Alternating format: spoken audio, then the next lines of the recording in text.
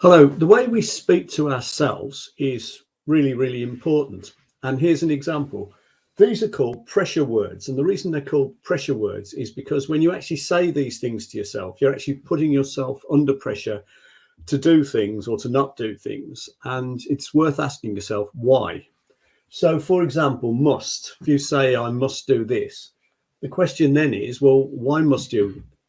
Why not change that to I want to? And if you said I want to do this, would you still choose to do it? Because do you really want to do it, or are you saying I must do it because someone else makes you think you must do it, or some limiting belief?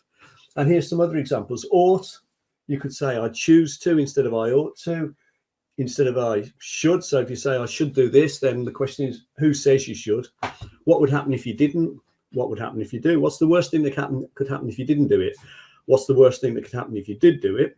So should, who says you should? And then it's the same if you say you mustn't, I mustn't do this. Well, why not? It's not mustn't. So would it be that you choose not to do it? If you choose not to do it, that's fine. If you're saying you mustn't do this, but if you were allowed to choose to do so, you would do it, then that's not fine. Again, is that down to a limiting belief? Is it down to other people's opinions? You shouldn't do this. Well, ask yourself, well, what would happen if I do? What's the worst that could happen if I do? What's the best thing that could happen if I do?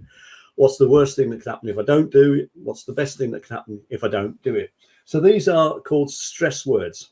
Now, while we're on the topic, there's a couple of other words that you need to watch out for if you catch yourself saying them to yourself. So when you say, for instance, you can't do something, that indicates a limiting belief. And the question then is, well, how do you know you can't? Have you tried? Is it because someone else has told you you can't do it? Is it because you didn't do something correctly and therefore you think that if you ever try it again, or if you try something else that's similar, you can't do it? That could be completely wrong, and it's probably a limiting belief.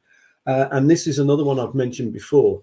Whenever you catch yourself saying but or however, so if you say something positive, as soon as you say but or however, what you do is you negate the first bit of the sentence. So but and however are words to avoid. However's softer than but they're still words to avoid. And you'd be better off saying and. So then you would say, I'd really like to do this, but means that you won't do it. But if you say, I'd really like to do this and, then that might mean that you will do it. So and is a much better word to use than but or however. They're just some examples of the sort of ways in which we speak to ourselves that really influence our thinking and our behaviours, and therefore our results. Hope you found that interesting.